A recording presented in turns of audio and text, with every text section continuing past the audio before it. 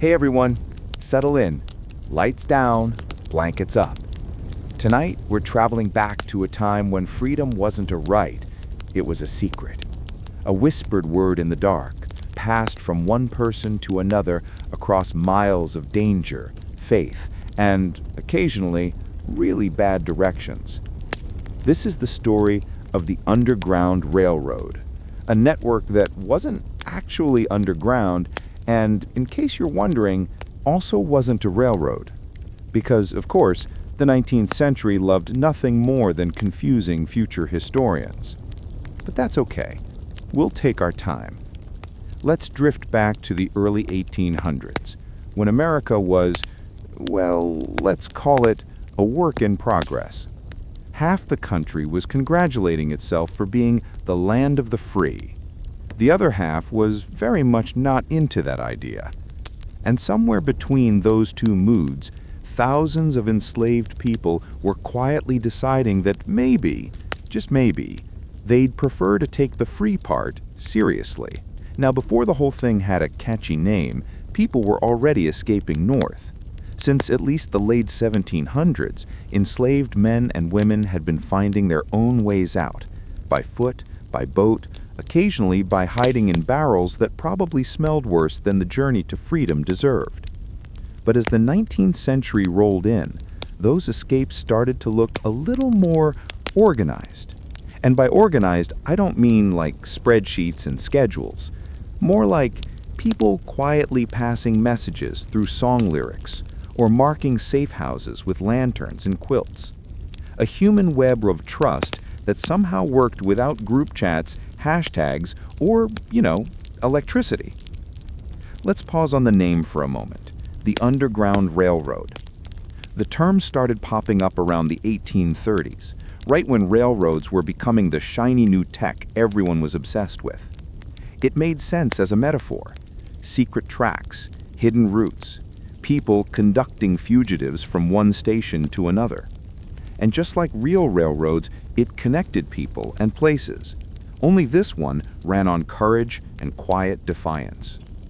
The thing is, it was never one single route, no grand map, just hundreds of paths crossing rivers, forests, and entire states.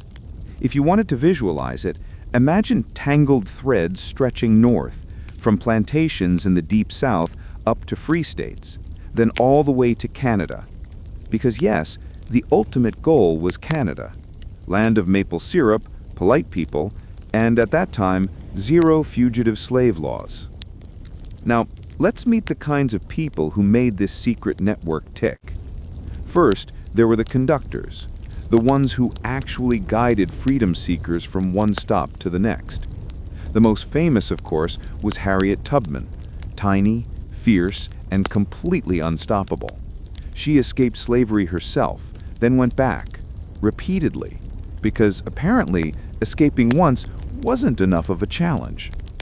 She ran at least 13 missions, rescuing around 70 people, but she also helped teach others how to escape. Her reputation became so legendary that even slaveholders whispered about her like she was a ghost, which for them, she kind of was. The woman who could slip through slave states, lead people out, and vanish again. And the nickname they gave her? Moses, because of course they went biblical with it. Now, not every conductor was as famous or dramatic as Tubman. There were people like Levi Coffin, a Quaker businessman in Indiana who apparently made being boring look heroic.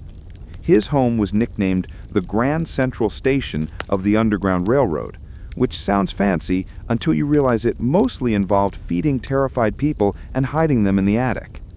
Then there were others, like William Still, a free black man in Philadelphia who quietly documented hundreds of escapees, their names, stories, and family details. He did it so that one day, separated families might find each other again. His records are some of the few surviving windows into this hidden world.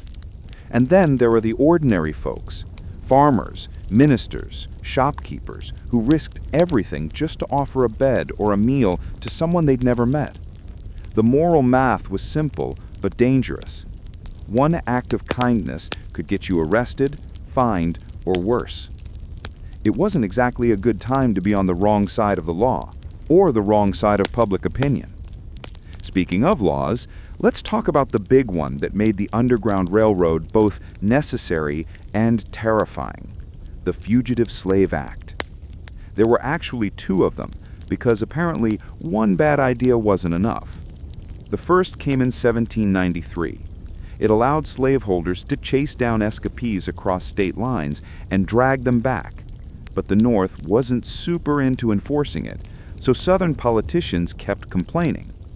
Fast forward to 1850. Congress decides to double down with a new, harsher version. This one basically turned the entire country into a hunting ground. Federal marshals could arrest anyone suspected of being an escaped slave. No trial, no rights, nothing. And anyone who helped those fugitives, fines, jail time, and a lifetime of regret. Even free black people were in danger. Kidnappers could, and did, claim they were fugitives and sell themselves. Because apparently, if you were a white man with a pen and bad morals, you could get away with almost anything. This new law made the Underground Railroad shift gears. Routes stretched farther north, past the so-called Free States, into Canada. That's when towns like Windsor, Ontario, and St. Catharines became the unofficial last stops. And there's a bittersweet irony in that. The same people who had been enslaved on American soil found true freedom only by leaving America entirely. Now here's something people often miss. The Underground Railroad wasn't just a North versus South thing. It was also a black versus white cooperation story, one of the rare examples where people crossed racial lines in a time when that could literally get you killed. Free black communities were the backbone of the network. Churches, barbershops, and small businesses often doubled as safe spaces. People passed coded messages through spirituals, songs that sounded religious to white ears but carried directions or warnings. Like Follow the Drinking Gourd, which wasn't just about stars but the Big Dipper pointing north. Or Wade in the Water, hinting that walking through streams helped cover tracks from dogs. That's the beauty of it. Even the music was strategic. Resistance disguised as worship. A whole communication system hiding in plain sight. And let's not forget, this wasn't some flawless spy network. Mistakes happened. People were caught, betrayed, or killed. But the fact that it worked at all, without central leadership, without funding, without written plans, that's kind of miraculous. Or at least deeply impressive in a humans are sometimes okay sort of way. Now, before we drift farther north, let's float over to one of those lesser-known figures, because not every hero gets a statue. Meet Josiah Henson, a man whose real life inspired Uncle Tom's Cabin. Born enslaved in Maryland, he escaped with his family by rowing across the Ohio River and walking through forests until they reached Canada. There, he founded a settlement for other fugitives, a place called Dawn. He built schools, farms, and even an industrial training center. The man went from slavery to starting a self-sustaining community, and he did it all quietly, without waiting for anyone's permission. He also met Queen Victoria once, which feels like the kind of flex you'd save for dinner parties. As the decades rolled on, the Underground Railroad became a quiet revolution beneath the loud one America was pretending to have, the one about freedom and independence. And that contrast between the country's ideals and its actions is what gives this whole story its sleepy irony.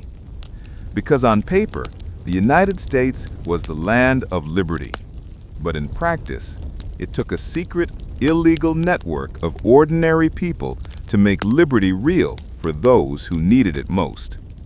We'll pause here, because this is just the beginning. Next time, we'll drift through the personal stories, the near misses, the coded escapes, and the quiet courage of the people who risked everything for a word we now take for granted. But for now, just imagine it. A lantern glowing in the dark, a whisper of footsteps on a dirt path, and a song carried softly through the trees. Freedom, slow, quiet, and unstoppable. Hey again, night owls. Still awake? Or maybe you're somewhere between the 1850s and a light doze. Perfect. Because that's about where the story lives too. Half in legend, half in the drowsy borderlands of fact. Let's talk about Harriet Tubman, the woman who somehow became both a myth and a person at the same time. You've probably heard her name so often that it started to sound like a symbol instead of an actual human being. But she was real, a very small, very determined, and very sleep-deprived woman from Maryland. She was born around 1822. Exact dates are fuzzy because enslaved people's birthdays weren't really worth recording, apparently. Her original name was Araminta Ross, and she grew up under the usual conditions of American slavery: brutal labor, family separations, and the constant possibility of being sold to someone worse. At some point, she suffered a head injury. Someone threw a 2-pound weight that hit her skull. She survived, but it left her with lifelong headaches, fainting spells, and what she called visions. You might call that post-traumatic stress, or maybe prophecy. Either way, she saw things, and she believed those visions guided her. And when she finally escaped slavery herself in 1849, she didn't stop there. Because, apparently, one escape just wasn't dramatic enough. Harriet went back. Again and again. At least 13 times. Each time risking her life to lead others out. Now, this is the part of history that feels like folklore. Because, let's be honest, no normal person does that. Most of us get lost in parking garages. She navigated hundreds of miles on foot at night through hostile territory, and she did it with total calm. No GPS, no maps, just the North Star and a steel nerve. Her favorite tactic was leaving on Saturday nights because newspapers didn't print runaway notices on Sundays, meaning she'd always get a 24-hour head start. Smart. Sleepy smart. She also used code phrases. The friend of friends means she was nearby. The wind blows from the south today meant it was time to move. Tubman carried a pistol too, partly for protection and partly for motivation. If someone panicked mid-journey and wanted to turn back, she'd remind them that wasn't an option. Her most famous quote was, "You'll be free or die." Not exactly a bedtime slogan, but effective. Now, picture it. Harriet leading groups through swamps, across rivers and through forests, moving at night, hiding by day, using the homes of Quakers, free black families, and random strangers who had the decency to care. She called it the heaven route, and she had a kind of mystical calm about it, as if she truly believed God was clearing the way. She once said, "I never ran my train off the track, and I never lost a passenger." Which sounds like bragging, but honestly, she earned it. She became such a legend that Southern slaveholders put a $40,000 bounty on her head. To put that in perspective, that was the price of a small mansion. And somehow, they still never caught her. She was too quiet, too clever, and frankly, too underappreciated by the people writing the history books. But Harriet wasn't alone. She was part of something bigger, an invisible web that stretched from the Mason-Dixon line up through Pennsylvania, New York, Ohio, and into Canada. Let's drift through a few of those northern stations, the quiet towns where people risked everything to help. Philadelphia was a big one. William Still, remember him? Worked there, documenting hundreds of escapees. He was like the Underground Railroad's unofficial archivist. Each person's name, story, and family were carefully written down. The kind of thing that could have gotten him arrested on sight. Then there was Thomas Garrett in Delaware, a Quaker who helped around 2,700 people escape. He was raided, fined, and basically bankrupted for it. But he never stopped. When a judge tried to humiliate him, Garrett just said he'd aid every slave that came to his door until he dies. Then went home and did exactly that. In Ohio, towns like Oberlin became little freedom bubbles. Oberlin College was one of the first to admit black students and women, which in the 1850s was about as radical as you could get without being tarred and feathered. And up north, in Michigan and New York, you had whole networks of churches and small farms serving as stations. People used lamps, quilts, and carved fence posts as signals. A lit lantern in a certain window meant it was safe to stop. A specific quilt pattern on a clothesline meant danger, or that the next safe house was ready. It wasn't foolproof. There was no secret handbook, just courage, rumor, and trust. Imagine walking for days, hungry, terrified, exhausted, and finally seeing that one flicker of light. That's what freedom looked like. Not grand speeches, just a lantern in the dark. Meanwhile, down south, slaveholders were panicking. Every escape wasn't just one person gone. It was property lost, labor lost, pride wounded. They blamed abolitionists. They blamed the North. They blamed agitators. Basically, everyone except themselves. They started offering bigger rewards, hunting down runaways, and pressuring Congress to do something, which led, of course, to the Fugitive Slave Act of 1850, the legal equivalent of throwing a tantrum and calling it a law. That act made the North complicit. Federal marshals could arrest suspected fugitives anywhere. Even free black people could be kidnapped and sold back into slavery with just one man's word as proof. And here's the dark irony. That law, meant to stop escapes, actually made the Underground Railroad grow faster. Because when you tell moral people that helping others is illegal, they tend to help harder. By the 1850s, Canada became the final destination for many. British law had banned slavery decades earlier, so once you crossed that border, say into Ontario, you were safe. Communities like Windsor, Chatham, and St. Catharines filled with former slaves building new lives. Harriet Tubman herself settled in St. Catharines for a time. She worked, worshipped, and quietly helped others arriving after her. Imagine that. The most famous freedom conductor of her age just blending into a small Canadian town, living her life. It's almost poetic. The woman who had run her train through danger finally parked it in peace. And while all this was happening underground, metaphorically, the surface world was boiling. The U.S. was inching toward civil war. Abolitionists were writing, speaking, and sometimes getting mobbed for it. Slaveholders were furious, defensive, and increasingly paranoid. The Underground Railroad had become both a symbol and a threat, proof that their system wasn't unbreakable. By the time the 1860s arrived, the country was split beyond repair.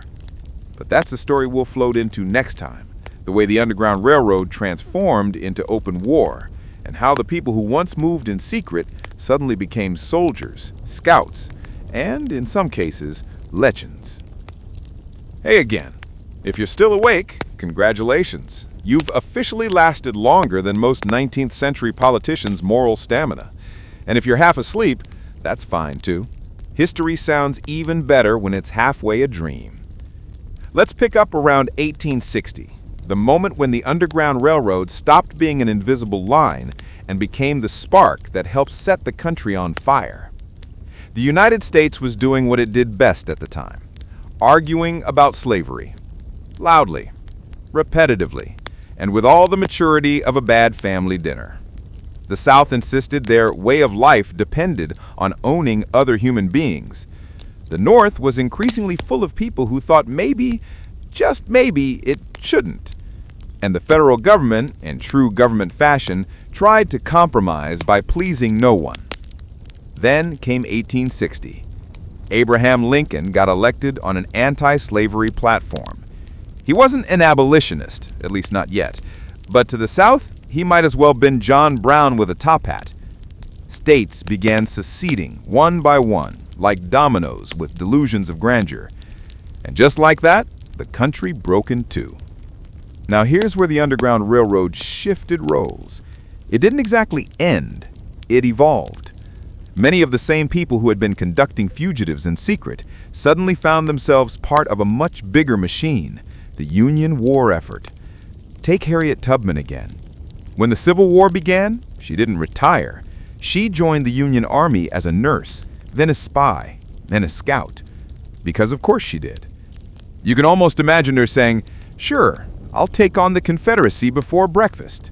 Tubman used her knowledge of Southern terrain and networks to lead military expeditions. In 1863, she guided a raid along the Combahee River in South Carolina, rescuing more than 700 enslaved people in one night. 700. It was the first military operation in U.S. history planned and led by a woman. But she never bragged about it. She just kept moving forward, as if freeing hundreds of people before dawn was just another Tuesday. And she wasn't alone.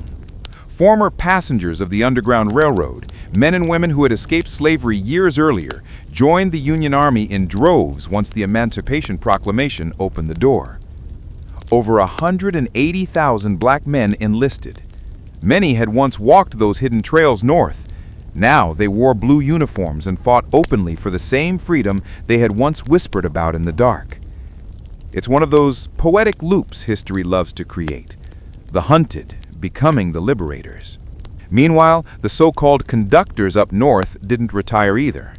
They shifted from moving people to moving information, intelligence, supplies, sometimes even recruiting for the Union's new regiments of formerly enslaved soldiers.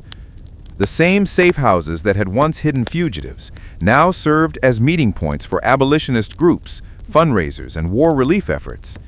The railroad had gone from silent defiance to organized resistance. Now, not everything about this transformation was noble or smooth. The North wasn't magically free of racism just because it opposed slavery. Union officers often doubted their black soldiers. Pay was unequal. Respect was rare. Even the famous 54th Massachusetts Regiment, the only black regiment officially organized in the North, had to fight both the Confederates and their own government for fair treatment. But still, they fought. Because freedom, once glimpsed, isn't something you go back from. Let's pause for a softer image. Imagine those old Underground Railroad routes, forests, rivers, back roads, now filled not with fugitives, but with armies. Thousands of men marching through the same landscapes where just a decade earlier, small groups had crept silently by moonlight. History repeating itself, only louder. When the war finally ended in 1865, it looked, at least on paper, like the railroad's work was done. The 13th Amendment abolished slavery. The passengers were now citizens, at least legally. The stations could blow out their lanterns. But the truth, as usual, was messier. Freedom had been declared, but not delivered. The same states that had fought for slavery immediately began inventing new ways to keep control. Black codes, sharecropping, later Jim Crow. And the people who had risked their lives building that secret network found themselves in a new kind of struggle. One not of escape, but of survival inside the same borders that had once enslaved them. Still, the spirit of the Underground Railroad lingered. It lived in the churches that became centers of black political life. It echoed in the activism of people like Frederick Douglass, Sojourner Truth, and later civil rights leaders who saw themselves walking the same moral tracks. Every protest, every march, every whispered act of resistance, they were all echoes of those old secret journeys north, a slow train that never really stopped running. And what about Harriet? After the war, she finally got a small piece of peace. She settled in Auburn, New York, on land she'd bought years earlier. There, she built a home, not just for herself, But for others, she housed elderly former slaves, raised orphans, and worked quietly until her health began to fail. When the government finally paid her for her wartime service, decades late of course, it was barely enough to live on. Because, apparently, the nation that couldn't stop using her image also couldn't find its checkbook. She died in 1913, in her 90s, peacefully, in the home she'd built, surrounded by the descendants of those she had once helped free. By then, the Underground Railroad had already passed into legend. History textbooks flattened it into a tidy paragraph, but the truth was never tidy. It was messy, dangerous, human. Built on trust, fear, faith, and the kind of stubborn hope that can move mountains, or at least sneak past them in the dark. No trains, no tunnels, just people helping people when the world told them not to. So, as you drift off tonight, picture that quiet network again. A country split in two, 1,000 paths crisscrossing in the night. A woman leading others through the woods, whispering, "Come on, just a little farther." And somewhere up ahead, the first light of morning. Because history, for all its noise, always comes down to that. A handful of small, brave acts repeated until they change the world.